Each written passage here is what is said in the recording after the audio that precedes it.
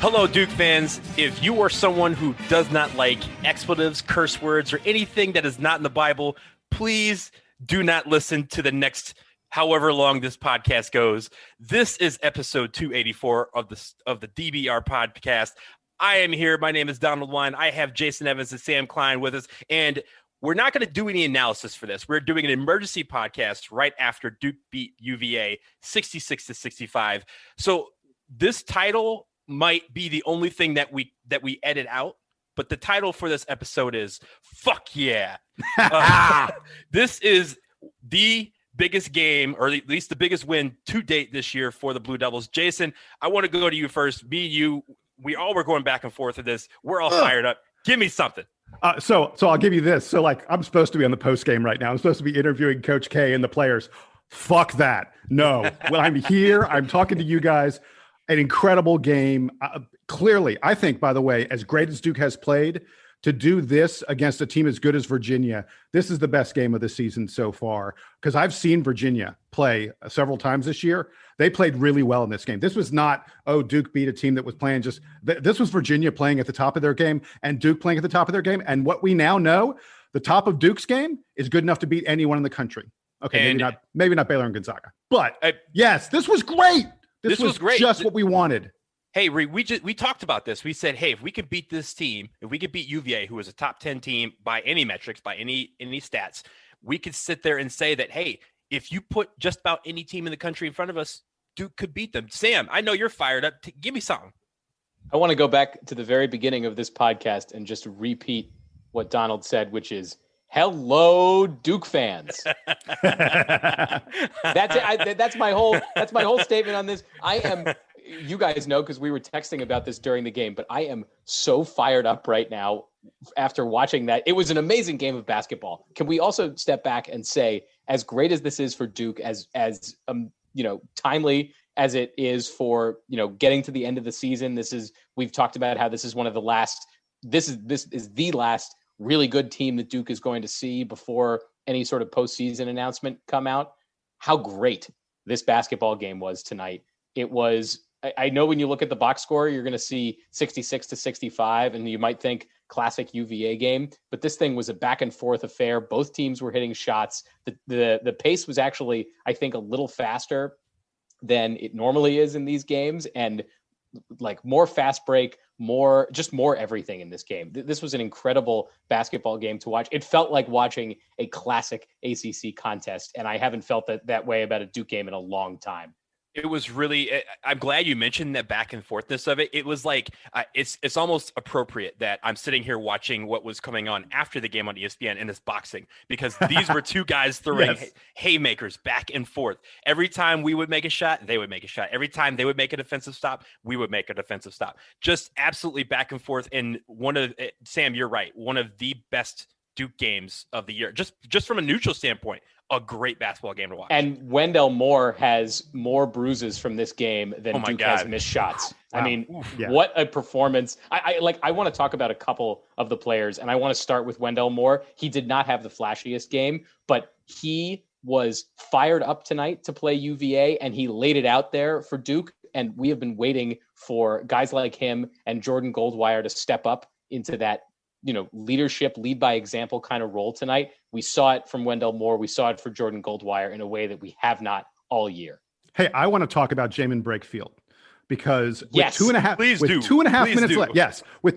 minutes left, by the way, first of all, Jamin Brakefield absolutely in the game for Duke down the stretch, and virtually every one of Duke's big moments in this game involved Jamin Brakefield in some fashion. With 2.5 minutes left, Duke did something I haven't seen in a long time. They slapped the floor. They came down and they fucking slapped the floor and said, "We dare you to try to score."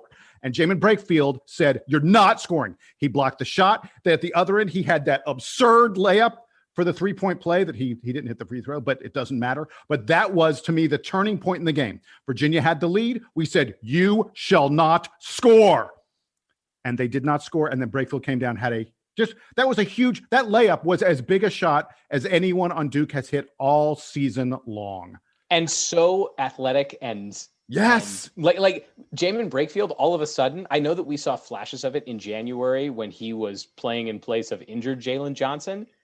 the Jamin Brakefield that we saw tonight was playing like a junior. Like he was playing like a guy that was totally up to speed, totally ready to punch right back, and had some great defensive possessions. He had 4 block shots. Jamin Brakefield had 4 block shots. And at least one of those was against Jay Huff, who we came in saying Jay Huff is going to be a problem for Duke. No one on he Duke was great. He was quite great. Match Jay Huff's size, and for the most part, Jay Huff delivered. But Jamin Brakefield made a couple of amazing stops on Jay Huff tonight that I did not see coming. I want to talk about Matthew Hurt. You guys talked about 2 guys that I thought were instrumental in changing the game, but we talked about Matthew Hurt the first 5 or 6 games of the season, of the ACC part of the season, where he was the ACC Player of the Year, and then he had a stretch where he kind of let it go, and Justin Champagny has emerged as probably the front runner. But hey, y'all need to put my man's name back into the conversation, because he had a tremendous game for the Blue Devils tonight. I mean, just all over the place. Every single time when I was talking about these haymakers, Matthew Hurt was throwing a lot of those haymakers. So let's pause real quick, because we need to take a quick break. We need to kind of calm ourselves down. We're not going to calm ourselves down. We're just going to try and use the break to do so. But we will be right back here on the DVR podcast, Emergency Podcast 284.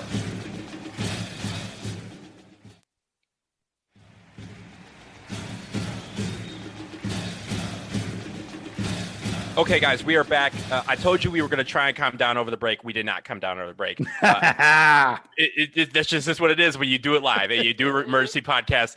We, again, just minutes after Duke beats UVA 66-65. We're not going to do any analysis. We're just kind of reacting to some of this stuff. Go ahead. You know, I have not mentioned, by the way, I am sweating. I want to be clear. I worked off calories during this game. My heart was racing, but more importantly, I was pacing like crazy. I can feel sweat coming off my body. I was working up. I can't imagine what these guys did during the game, because I had so much nervous energy that the sweat was coming off me in buckets. Can you imagine what this would have been like if Cameron had been full tonight? Just how overwhelming this game would be. Man. Like being there would be over the top, but even watching on TV, you could feel the energy just from the couple of guys on the bench that we could see reacting after every made basket. Yeah. And Jason, just to piggyback off of you, I was telling you during the game that my heart rate on my average heart rate on my Apple Watch was around 105 or so. I also paced 2.8 miles. Now keep in mind, no, you're laughing now. You're going to laugh. And Donald lives in a studio apartment. I've been there. It's hard to my watch studio 2 miles apartment in Donald's apartment. My studio apartment is 330 square feet in total, of which, as Sam knows, 150 square feet of it is bathroom and closet. This man was going back and forth. I was jumping up and down. I was running in place. I was playing defense. I was doing everything that I felt that my team needed to do, that needed me to do from afar. But Donald, you should open a window. It's probably baking in there right now. It is baking. Wait. You were playing defense? Because on the last possession, which, by the way, I mean, Duke's defense in this game, off the charts. The fact that Virginia got the ball, they had like 3 different shots to win, and we did not let them get a single good shot. On the last possession, tonight. I was in my stance, guys. I was down. I was ready. I was playing D along with the rest of them. When they slapped the floor, you know how you kind of are sitting there like, all right, settle down, Donald, sit down, like watch the game. They slapped the floor. I was like, oh, we doing this? And just got right back up out of my chair. It was great. Yeah. So Sam, I want to go back to you, because I know there's another guy that we should highlight, and I think you're going to highlight him. I mentioned earlier how excited I was about Wendell Moore's performance, and I also threw in there about Jordan Goldwire. Look, Jordan Goldwire is a senior.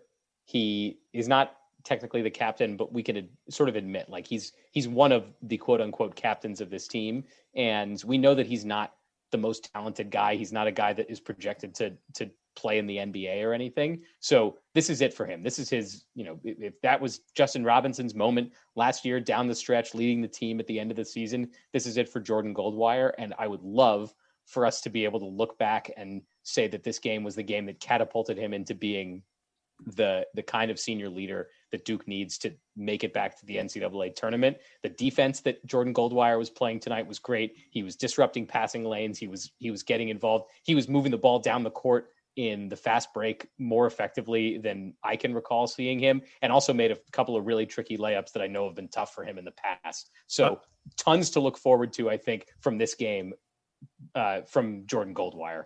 Against a team that does not turn the ball over. a team that protects the ball better than just about anyone in the country. Jordan Goldwire had 4 steals today.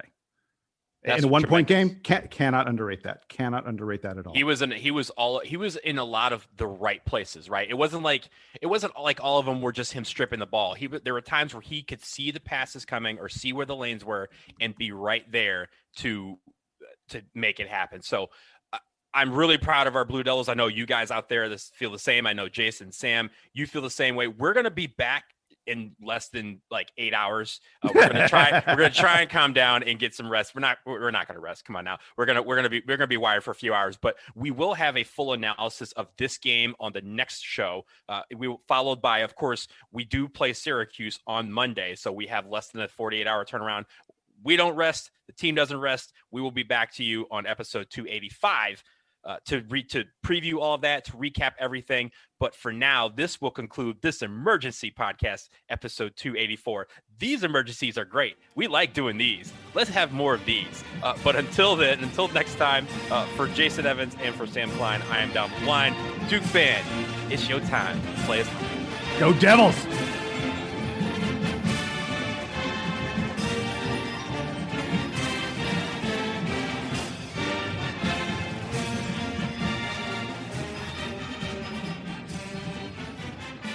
Fuck yeah.